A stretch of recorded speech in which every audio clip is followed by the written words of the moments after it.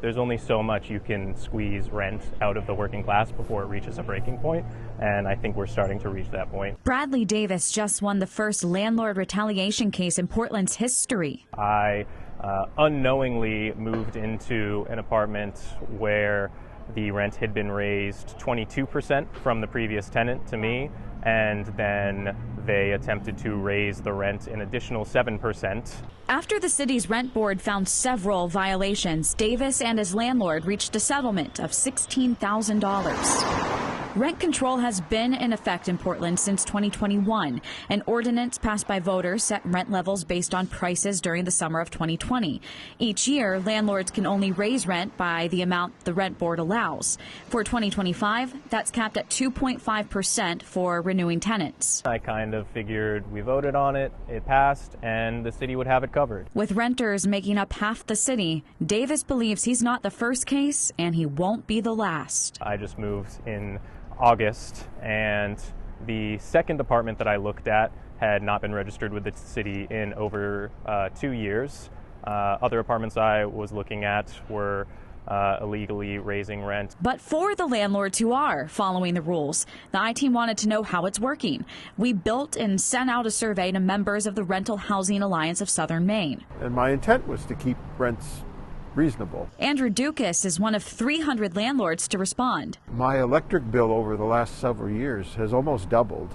Water bill's gone up. I pay electricity. I pay sewer. I pay heat. I'm paying heat. Last year, our heating bill for oil was almost $6,000. Despite those mounting costs for his 3-unit building, Dukas says he's kept rent increases at bay for his tenants.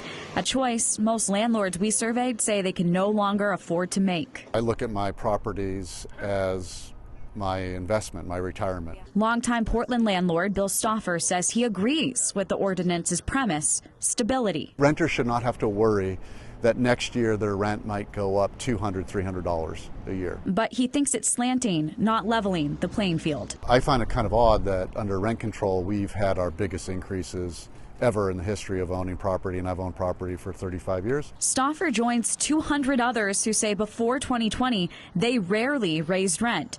But now our survey results show many feel they must each year so as to not fall behind market value. Now with rent control I have to pass those inflationary increases on. And their biggest reason for rent increases? High property taxes in Portland. The I-Team took our survey results to an expert in economics, Rachel Bouvier at the University of Southern Maine, to ask her if rent control in its current form is working. If you define success as fewer evictions, that sort of thing, fewer people falling behind on their rent, that's one thing.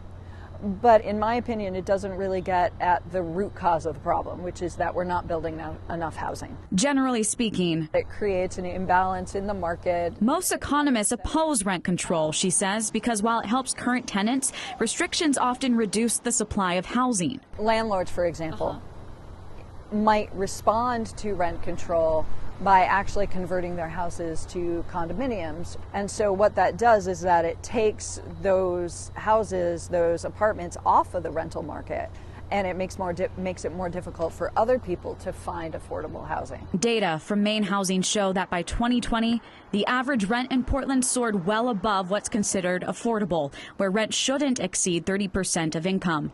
Today, 2/3 of the renters we surveyed report paying well above that. I think it's the easiest lever we can pull to try and stabilize our current housing prices. Which is why rent control remains a popular protection among tenants. I hope that rent control further gets protected and expanded. And one landlords would strongly advise other communities against. They could consider it, but if they look to Portland and see what's happened here, I think they'll say, well, it really didn't help them. Why would it help us? Some landlords in our survey see South Portland's 10% cap on annual rent increases as a better option, though economists we spoke with say it has less bite than the one in Portland, and there's no rent board to enforce it, which tenants we heard from say that enforcement is exactly what they want more of. If you want to see more of the survey results yourself, visit our website. On your side, I'm Stephanie Grinley.